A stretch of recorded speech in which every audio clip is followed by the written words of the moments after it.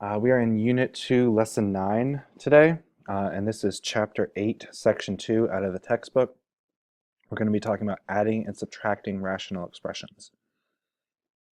So we've got a content standard for this lesson, and pretty sure it's the same as one from the previous lesson, but it says, understand that rational expressions form a system analogous to the rational numbers, and the same rules apply for addition, subtraction, multiplication, and division as normal rules do. We're also going to add, subtract, multiply, and divide rational expressions, specifically focusing on adding and subtracting them today. Our mathematical practice is constructing viable arguments and critiquing the reasoning of others. So we've already added and subtracted polynomial expressions back in Chapter 5 or previous lessons from this unit. What we're going to do in this lesson is find the least common multiple of polynomials. That's what LCM stands for. And also add and subtract rational expressions. So our first example, we're going to find the least common multiple of monomials and polynomials. And in part A, we have this monomial, we have another monomial, and a third monomial. We have three monomial terms.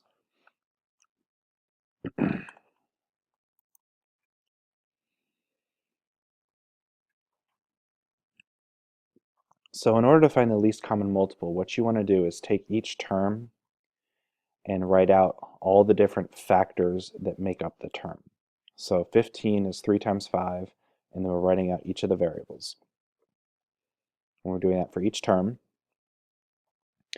And then finally, our least common multiple is the factor that we're going to use each factor the greatest number of times it appears. So we see a 3 in the first term, and I don't see any other 3's, so the most times the number 3 occurs is once. So we have 1 3. And then we see a 5 here. We have 1 5. Here we have no 5's. Here we have another 1 5. So we're going to use 1 5. There's no more numbers here. We're going to look at number. Okay, here we have 2 to the 4th, which is 16. And we have 2 to the 2nd power here. So the most number of times that the number 2, the factor 2 appears is 4 times. So we're going to use 2 to the 4th. And then the highest power of A that we see anywhere is the 3rd power. That's here. The highest power of B is the 5th power from here. The highest power of C is 6th power from the 3rd term. So our least common multiple is the product of all of these factors, which is this number and these variables.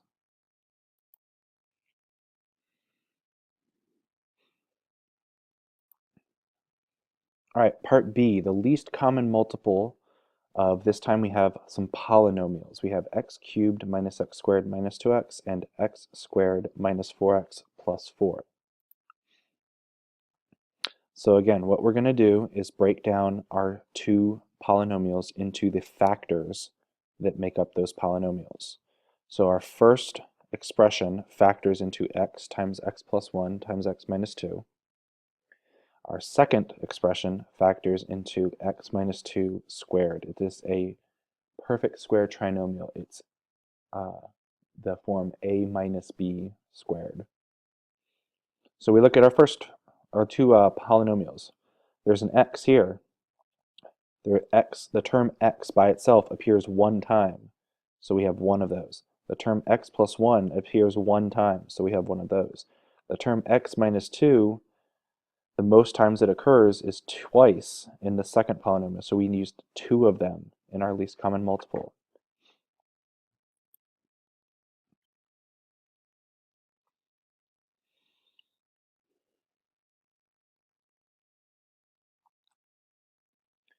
So this is our answer.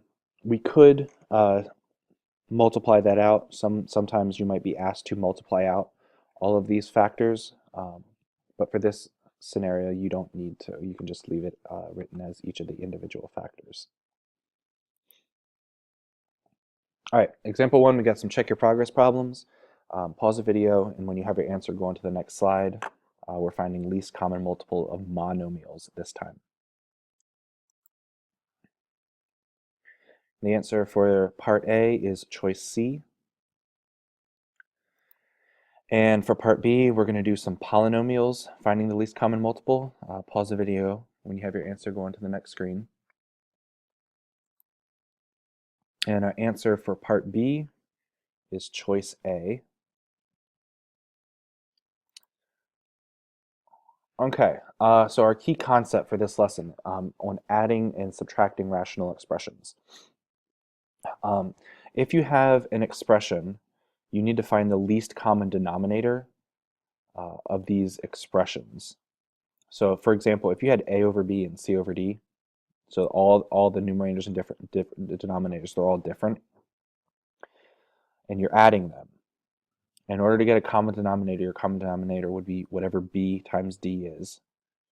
And so for the first fraction, you're multiplying the top and bottom by the letter d, and in the second expression, you're multiplying the top and bottom by the letter b.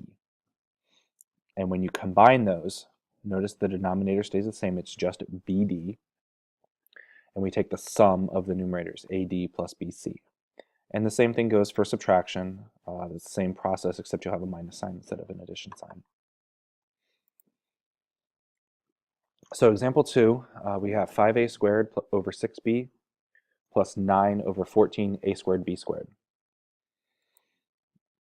So the first thing we want to do is get the common denominator. And in order to get a common denominator, we need to find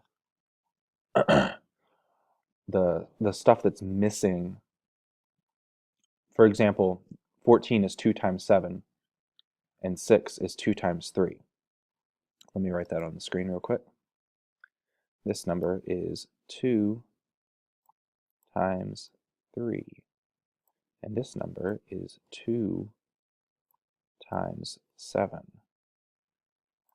So our least common multiple of the numbers 6 and 14 would be one of the 2's, one of the 3's, and one of the 7's. 2 times 3 times 7.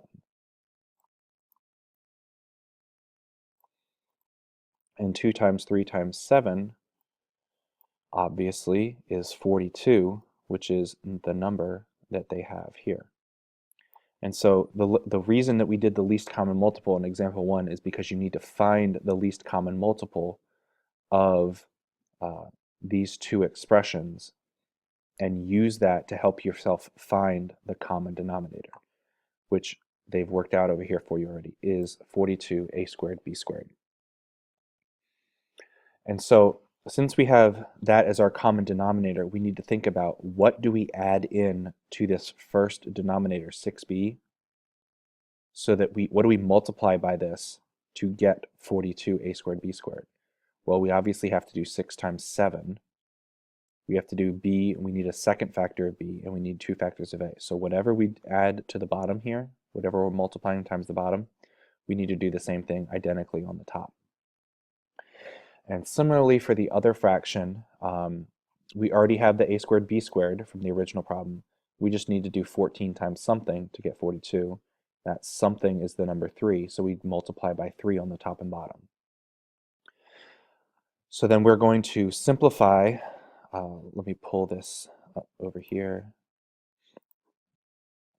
We're going to take this thing and multiply those together. We're going to take these two numbers and multiply them together, and we get these answers right here, 27 and 35 a fourth b. And these are not like terms. You cannot combine them because they are simply, whoa, I need my cursor back. Okay, you can't combine these because they have different variables. Obviously, this doesn't have any variables at all, so you can't combine them. This is right here. This is our final answer.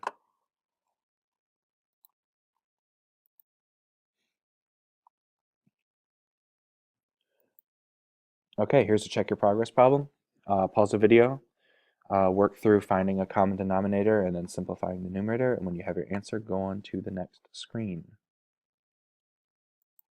Okay, our answer for example 2 is choice D, 18x cubed y plus 5 divided by 12xy squared. Okay, for example 3, we are subtracting this time. And instead of having a monomial in the denominator, this time we have polynomials in the denominator.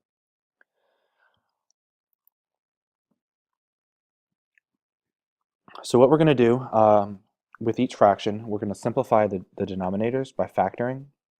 So 3x minus 15, you can take a 3 out of each of those, and 6x minus 30, you can take a 6 out of each of those. So we should be able to see that our common denominator, because 6 is 3 times 2, we're going to have a 3 and a 2 from each one. Each one needs a 3 and a 2, and each one needs an x minus 5. So our common denominator is going to be 6x minus 5. In order to get from this original thing over here to this, we just need to multiply this original term times 2, and then they will have identical denominators. If we multiply the denominator by 2, we also multiply the numerator by 2. We're going to distribute the 2 into the x plus 10. They'll do that on the next screen. That'll be 2x plus 20 minus the quantity 3x plus 15, and then we're going to combine like terms from the numerator and see what we can simplify on the next screen. So they've combined it here. When they combine like terms and simplify, they get negative x minus 5. Remember from the previous lesson, when these things are flipped, the sign is flipped, and these are signs flipped, you can cross them out and you'll be left with a negative 1. So our answer to this problem is just negative 1 over 6.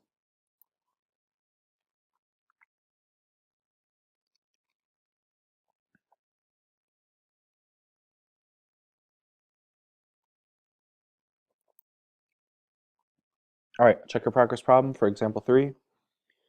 Pause the video as long as you need. When you have an answer, go on to the next screen. Okay, our answer for this one is choice B, negative 1/4.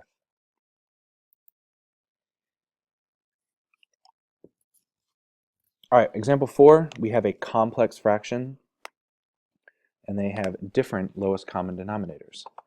So remember from the previous lesson, when we have complex fractions, we're going to need to multiply by a reciprocal at some point in this problem.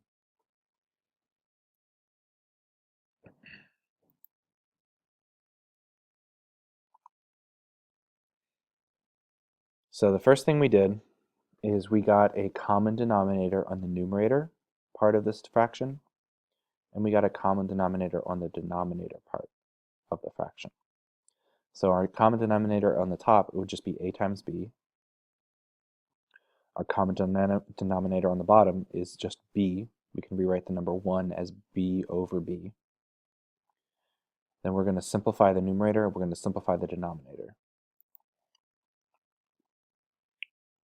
So the numerator simplified to b plus a, the denominator the numerator in the denominator simplified to 1 minus b. Now we're going to multiply by a reciprocal of this. We flipped it over down here. Notice that the b's can cancel.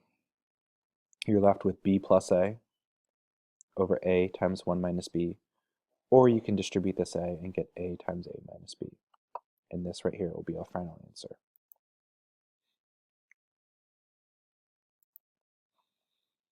Check your progress problem for example 4.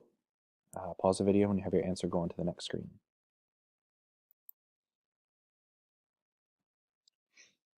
Answer this time is choice D. Another problem, same kind of thing. We have a complex fraction. We need to get a common denominator first in the numerator part and in the denominator part. We do that, we find that the common denominator is xy. So we're going to multiply the top and bottom by xy. When we distribute this xy to the numerator and to the denominator, we simplify everything and we get 2y minus xy over x minus 3y. And that is going to be your final answer. I'm going to look at it, check your progress for example 5. Pause the video when you have your answer, go on to the next screen. And our answer this time is choice D. And that brings us to the end of Unit 2, Lesson 9 video on adding and subtracting rational expressions.